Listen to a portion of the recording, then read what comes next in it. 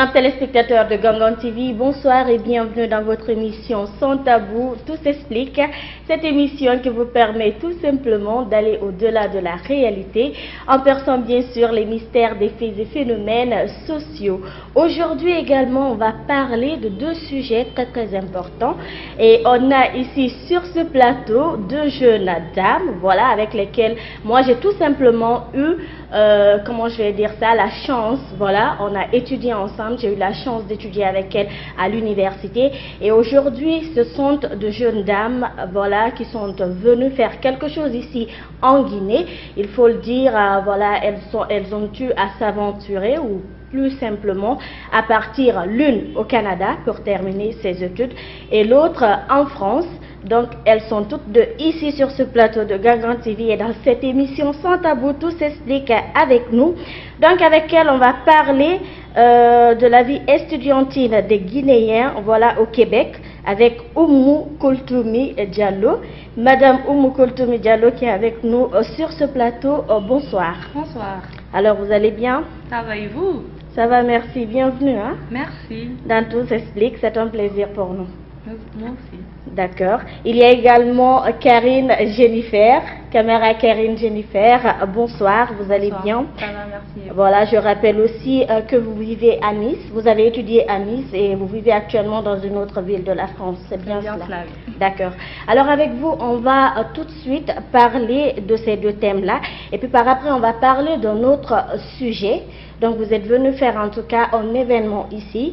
Et il s'agit de Guinean Excellence Award. Hein? Exactement. Je prononce bien, c'est cela? Oui. Donc je sais déjà qu'il y a eu des gens qui en ont entendu parler parce que déjà depuis 2017, vous êtes là-dessus. 2016. 2016, Oui. ok. Donc vous êtes là-dessus. On a vu beaucoup de publications sur la toile, beaucoup d'actions menées dans ce sens. Donc on va parler de cela avec vous. Pour le moment, je vais me tourner vers vous, Karine Jennifer, pour vous demander. Alors lorsque vous étiez, d'abord vous êtes partie en France en quelle année? Et vous avez étudié, je ne sais pas dans quelle filière. Et qu'est-ce que vous avez eu à rencontrer comme difficulté? Alors, déjà, merci pour l'invitation. Donc, moi, j'ai quitté la Guinée en 2012, après une première année en communication et journalisme à Kofi Annan. J'ai donc repris en France en information et communication cette fois-ci, à la faculté de lettres de Nice. Où j'ai fait 5 années. Donc en licence, j'ai obtenu une licence donc en communication des organisations. Et ensuite, j'ai fait un master 2 en communication, mention développement durable. En ce qui concerne les difficultés, je dirais que je pense que c'est les mêmes pour tout le monde, enfin à peu près tout le monde. Des difficultés d'adaptation au début, parce que c'est pas toujours facile, on quitte quand même un continent pour un autre. Donc il y a les premières difficultés, c'est celle d'adaptation. Après, pour le reste, c'est comme partout en fait, dans la vie étudiante, les difficultés qu'on rencontre. Donc voilà, moi je pense que c'est plus l'adaptation, mais ça c'est vraiment au tout début. Une fois passé cette étape-là, tout commence à aller pour le mieux. D'accord. Alors adaptation, je comprends par là, insertion sociale. Insertion sociale aussi, oui, parce qu'on n'a pas toujours les mêmes... comment vous dire, c'est pas la même culture déjà, donc c'est un peu compliqué. Ce qui se fait ici ne se fait pas forcément là-bas. Donc oui, insertion sociale au début. D'accord. Est-ce qu'à quelques moments vous étiez victime de stigmatisation par les autres? Alors non, du moins je ne l'ai jamais ressenti. Si ça a été le cas, non, j'ai jamais ressenti de stigmatisation, de racisme ou quoi que ce soit dans ce genre-là, non. D'accord. Alors, est-ce que, je ne sais pas, au sein de votre établissement, vous avez eu à faire des initiatives avec les autres Guinéens qui étaient sur place? Alors, non, pas au sein de mon établissement. Par contre, j'ai des amis qui étaient membres de l'association des Guinéens de Nice.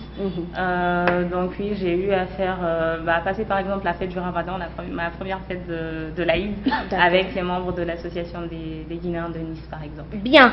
Alors à présent, nous allons nous tourner vers vous, Madame Oumou Koultoumi Diallo. Je rappelle d'abord que caméra Karine Jennifer est la co-responsable à la com, voilà, à la communication de GEA, et Madame Oumou Koultoumi est la présidente. Alors Madame Oumou Koultoumi, vous avez fait vos études au Québec, au Canada.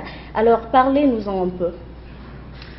Ben, comme l'a dit Karine et comme tu l'as dit au début, moi, après ma première année ici à l'université Kofi Annan, je suis partie au Canada J'ai fait mon baccalauréat à l'Université d'Ottawa, qui se trouve du côté Ontario, en communication et sociologie. Après, je me suis réinscrite à l'UQO pour faire un certificat en développement international.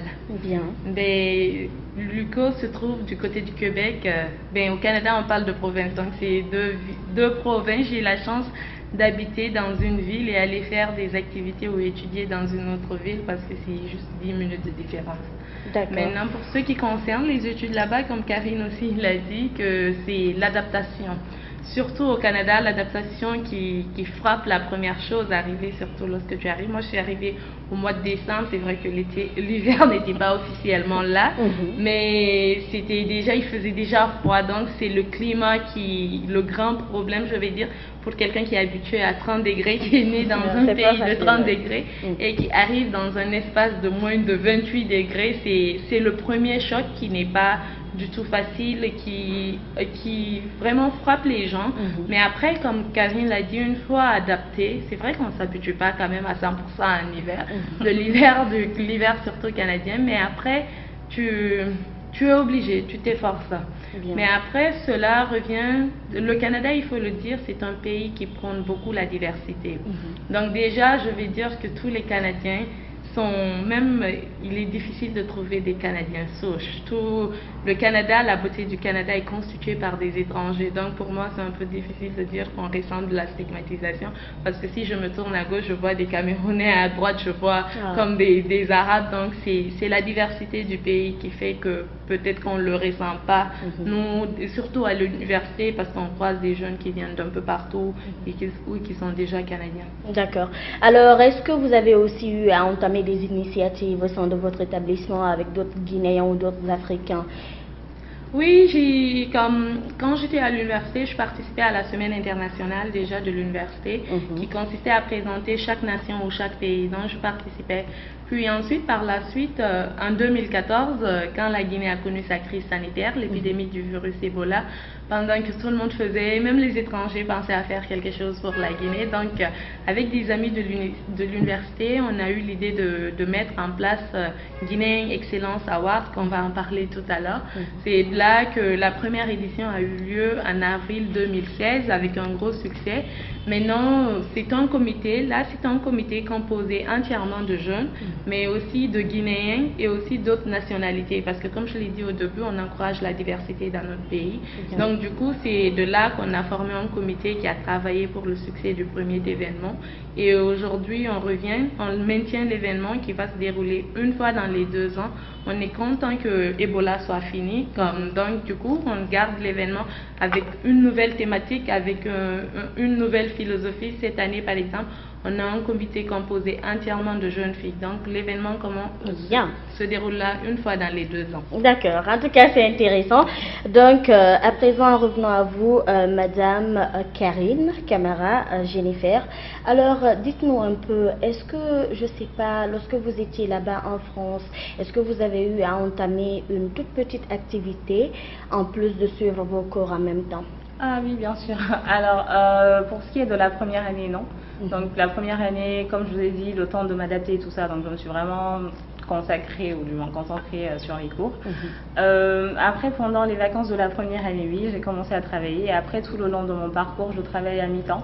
Donc, il y a des emplois étudiants qui sont faits, enfin, les emplois du temps sont adaptés à votre emploi du temps de la fac. D'accord. Comme quel genre d'emploi? Moi, j'ai commencé par McDonald's, par exemple. Je pense que c'est le BABA, ça doit être l'emploi celui par lequel on commence tous, en tout cas la plupart d'entre nous. Et ensuite, j'ai travaillé dans... je ne sais pas si j'ai le droit de citer les noms, pardon. Donc, dans une chaîne de restauration rapide.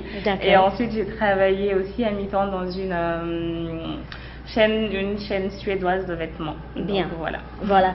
Donc le message il est important parce qu'il y a plusieurs jeunes filles qui sont sur place qui pensent que lorsqu'elles vont là-bas elles doivent faire, je sais pas, elles doivent entreprendre quelque chose d'illégal ou bien quelque chose de pas digne Vous voyez? Donc généralement, il y a des filles ici qui ont cette mauvaise image de ces autres Guinéennes qui vont étudier là-bas. Donc voilà pourquoi je vous ai posé la question, afin qu'elles sachent que réellement on peut travailler là-bas dignement, même si c'est pour faire de la restauration, c'est quand même un travail digne. Il n'y a pas qu'à faire autre chose, des trucs qui ne sont pas dignes. Voilà pourquoi je vous ai posé la question. Alors, pareil que pour vous, Madame Oumou Koultoumi, au Québec. Oui, j'ai travaillé d'abord en première année, j'ai eu la chance de faire comme ce qu'ils appellent un engagement communautaire. Parce que là-bas, ils prônent plus l'esprit de bénévolat, de volontariat. Donc du coup, l'engagement communautaire qui à la fin te permet d'avoir des bourses aussi, d'études parfois. Donc j'ai fait mon premier stage, je vais l'appeler le stage, qui est l'engagement communautaire avec un des députés, Philippe Tante.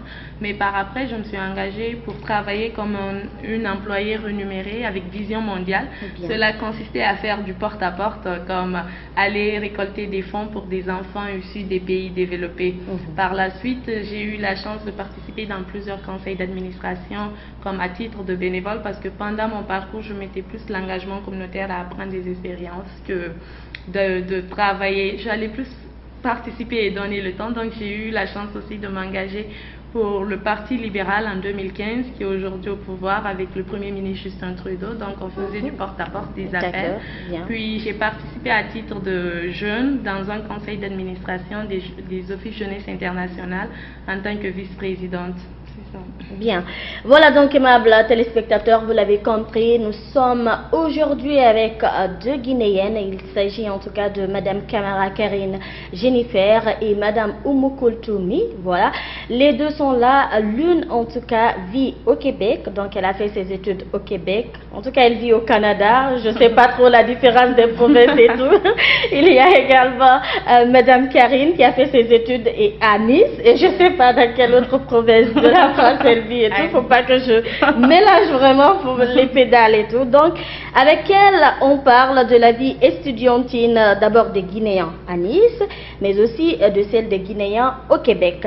Alors maintenant, on va aborder cet autre sujet. Voilà, il s'agit de Guinean Excellence Award, un comité d'organisation de gala, c'est bien cela, d'excellence, voilà, initié à Gatineau, au Canada. Voilà, donc ça se passe une fois tous les 2 ans.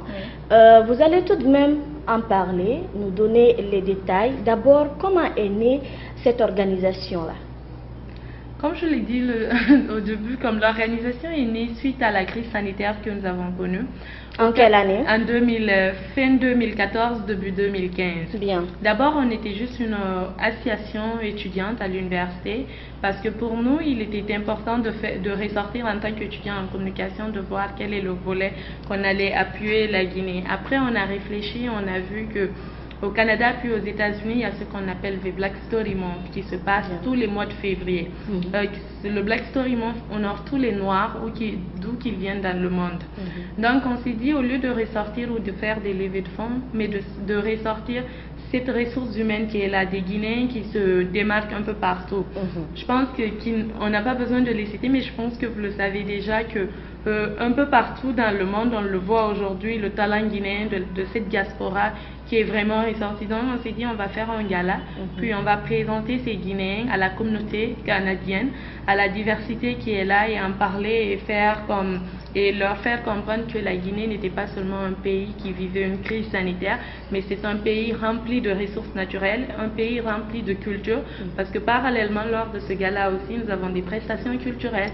Donc, et aussi, c'est un pays là où c'est un pays, aujourd'hui, ces Guinéens sont considérés comme Canadiens, mais les origines ou la base, moi je le dis tout le temps, que ma base vient de ce pays. Les racines. Les racines, exactement.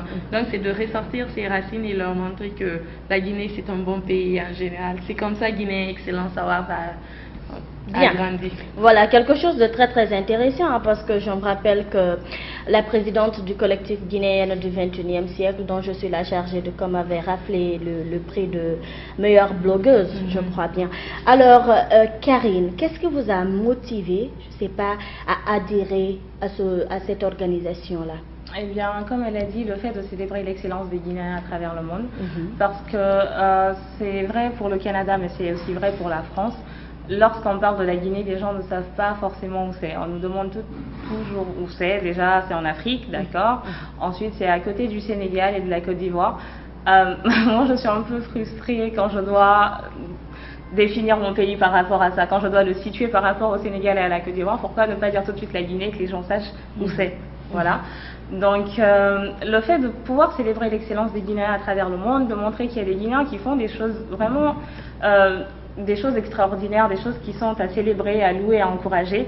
J'ai trouvé cette initiative vraiment très belle. Donc, quand le comité m'a approché, enfin, le comité se formait, donc quand on m'a approché pour être la co-responsable à la communication, j'ai tout de suite dit oui parce que ça me motivait vraiment de participer à une si belle initiative. D'accord. Alors maintenant vous êtes toutes deux là et je suppose que vous avez une autre chose à organiser allant dans ce sens. Parlez-nous un peu de l'événement qui doit venir bientôt, de ce que vous allez vous aurez à faire très bientôt là. Allant dans le sens de GEA en Guinée, parce que je pense que vous êtes bienvenus pour cela. Vous allez faire quelque chose encore cette année, mais cette fois-ci en Guinée, pas au Canada, Madame la Présidente. Voilà, je le crois bien. Et si ce n'est pas dans vos prérogatives, il faut vraiment l'inscrire dès maintenant sur ce plateau et puis dans Tout s'explique. Hein, voilà, parce que nous, on s'y attend carrément. Dès que vous m'avez dit que oui, je suis là avec Karine, on est là, je me suis dit, waouh, elles viennent faire du lourd, elles viennent faire un événement pour la Guinée, pour leur pays. C'est vrai, on va revenir faire l'événement pour la Guinée. Voilà, revenir. Mais que c'est pas pour le moment. Y a pas de après le 29 septembre 2018. Surtout que la Guinée rentre dans les 60 ans après l'indépendance. Et puis c'est bien cette année, donc voilà. C'est bien cette année. Donc ce qui est sûr, GEA qui célèbre l'excellence et l'engagement après le 29 septembre, parce que le 29 septembre c'est la deuxième édition du Gala Guinéen Excellence Award. Nous allons projeter, ensemble on est en train de travailler pour ce que nous devons réaliser en Guinée. Comme je l'ai dit au début, c'est un comité composé entièrement de jeunes filles. Comme on le dit souvent, les filles ont beaucoup d'idées. Donc c'est sûr que ces filles sont en train, je ne vais pas dévoiler la surprise du comité, sont en train de préparer beaucoup de choses pour la Guinée. Voilà. Non, juste savoir qu'en septembre, il y aura quelque chose pour nous aussi en Guinée. Non, c'est déjà suffisant, il ne faut pas tout dévoiler, merci. Voilà, ça nous va vraiment droit au cœur. Voilà, au-delà de célébrer cela au Canada, c'est bien et tout, mais revenir aussi en Guinée le faire, c'est déjà bien. Merci beaucoup à vous. Donc on attend, hein? On attend, il n'y a pas de souci. Alors maintenant, on va aller sous un autre aspect. Depuis que vous êtes revenu, comment est-ce que vous voyez l'atmosphère du pays? Alors, je ne sais pas si on a choisi le bon moment pour venir. On voit qu'il y a des marches, des villes mortes, etc. Mais après, pour l'instant, il n'y a pas eu d'échauffourée depuis qu'on est là ou quoi que ce soit. Donc, enfin, moi j'étais revenue en 2017 et elle en 2016 je pense, donc ça n'a pas vraiment changé depuis là. L'atmosphère pour nous elle a, peut-être pas la même, je pense que c'est la même, mais vu qu'on a vécu autre chose ces 5 dernières années, c'est vrai que c'est un peu, je dirais pas difficile, mais c'est différent dans tous les cas. Quand on revient, en 2017 j'étais un peu surprise par certaines choses, mais là maintenant non, c'est c'est redevenu normal pour moi. D'accord. Oui, cool to me. Moi, je dirais, il y a des choses qui ont avancé, il y a des choses qui sont toujours là aussi. Qui stagnent. Oui. Bien. On est, comme Karine l'a dit, on n'a pas choisi le bon moment, mais on a vécu. On a vécu parce que tous les jours on allait en ville quand même, ça ne nous a pas empêché de faire nos activités ou nos courses. Mais il y a beaucoup de choses, à faire en Guinée, tout comme tous les pays aussi, je me dis, même les pays qui sont déjà développés, il y a beaucoup de choses qui les manquent, donc la Guinée aussi, il y a beaucoup de choses à faire. Mais après tout, c'est chez nous, il faut qu'on le travaille et qu'on se donne la main. Et surtout, moi, ce que je trouve désolant de jour au lendemain, je pense que l'éducation des gens sont en train de baisser au lieu d'augmenter. Peut-être c'est sur cet aspect qu'on devrait tous travailler ensemble, tous les Guinéens, pour aider nous qui ont eu la chance d'aller à l'école pour aider ceux qui ne sont pas allés. Pas seulement quand on parle d'aller à l'école, pas forcément des enfants, même les adultes, peut-être l'éducation morale. Parce que c'est dommage de voir aujourd'hui, même la ville, comment elle est. Je pense que tout le monde, tous les Guinéens devaient contribuer à cela. Bien, voilà donc, aimables téléspectateurs, dernier virage de cette émission. On a avec nous sur ce plateau Madame Karine Jennifer, Madame Camara Karine Jennifer et Madame Oumoukoutoumi Diallo. C'est bien cela, voilà, parce que parfois j'attribue Baldé et Ba à tout le monde. Hein. Il n'y a pas de souci. Alors maintenant, vous êtes toutes deux des femmes. Et comme l'a dit tout à l'heure Madame Oumoukoutoumi, cette fois-ci au sein de l'organisation, en tout cas il y a beaucoup de femmes et tout. Donc je ne sais pas, quel appel avez-vous à lancer à toutes ces jeunes filles, à toutes ces jeunes dames qui ont envie d'entreprendre, qui ont envie de se lancer dans quelque chose, mais je ne sais pas, qui se sentent freinés, soit je ne sais pas par les parents, soit par un complexe. Quel appel avez-vous à leur lancer?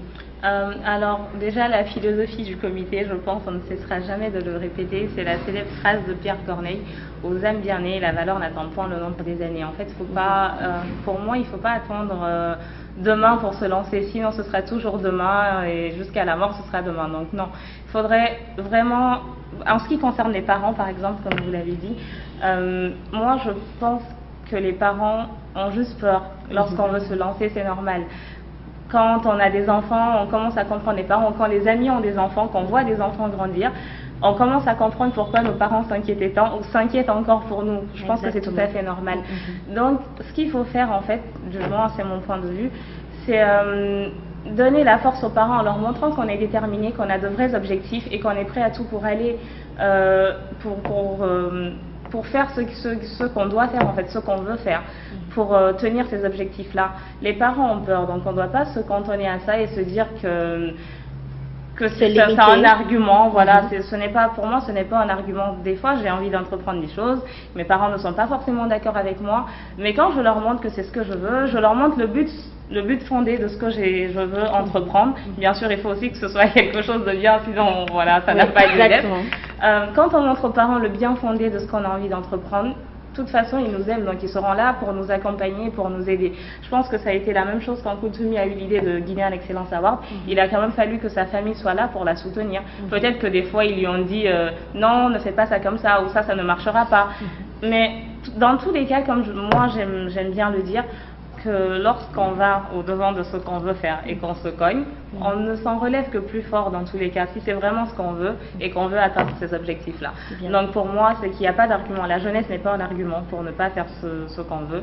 Il faut juste montrer qu'on a des objectifs clairs, savoir les définir et puis aller au-delà. Bien, merci beaucoup Madame Karine. Oui, Madame Oumoukoutoumi. Je pense que Karine... C'est mon Madame qui vous fait carrément rire. Il n'y a pas de souci, allez-y.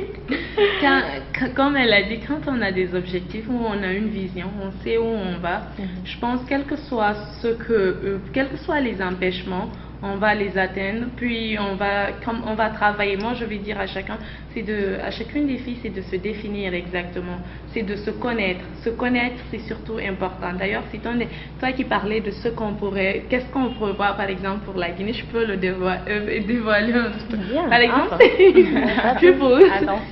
attention, c'est vrai. C'est de se définir. Je pense ici, en tant que jeune femme, on a ce problème. Que ce soit en famille ou dans le milieu professionnel. Non, tu n'es pas capable. Ou bien tu es une femme. Ou tel n'est pas ton métier. Mais il n'y a pas de métier qui est défini pour une femme. Moi, je pense même sur le plan de la religion, la seule chose qu'on nous empêche de faire en tant que femme, c'est d'être devant des hommes, comme en tant qu'imam. Mais sinon, je n'ai vu dans aucune, parce que j'ai eu plein d'amis chrétiennes ou encore musulmans, je n'ai pas vu dans la religion là où on nous demande de rester carrément à la maison, à ne rien faire. Donc, je me dis à chacune des filles de se lever et d'expliquer aussi la communication. La communication est importante. Parfois, les parents, ils refusent quelque chose parce qu'ils ne le savent pas c'est quoi exactement ou c'est quoi les résultats. Il s'agit de les expliquer. ce qui est très différent de manquer de respect. Pas simplement dire moi je vais le faire, si vous voulez ou pas je vais le faire. Ils veulent le savoir, donc c'est d'expliquer aux parents, d'expliquer à l'entourage pourquoi je m'engage dans cela. Donc si cela, et aussi je le dis tout le temps à cœur vaillant, rien n'est impossible. Tout ce que nous voulons le faire, c'est possible de le faire. Il s'agit juste de s'engager, d'avoir sa vision au fait. Voilà, merci bien Madame Oumou Koltoumi. Donc nous sommes en tout cas à la fin de cette émission. Merci à vous deux d'avoir accepté notre invitation. Je rappelle qu'à ma droite, nous avions sur ce plateau Madame Kamara Karine Jennifer. Elle est la co-responsable à la communication de GEA. Entendez, Guinéan Excellence Award. Merci bien à vous. Je vous en prie, merci pour l'invitation. D'accord. En tout cas, c'était un plaisir. Hein? Merci. Voilà, à renouveler peut-être bien avant votre départ. On vous attend le 29 septembre aussi à Gatineau. Il n'y a pas de souci. Merci bien à vous, Madame Oumou Koltoumi Diallo. Je rappelle qu'elle est la présidente de GEA. Merci d'avoir accepté notre invitation. Merci de nous avoir invités.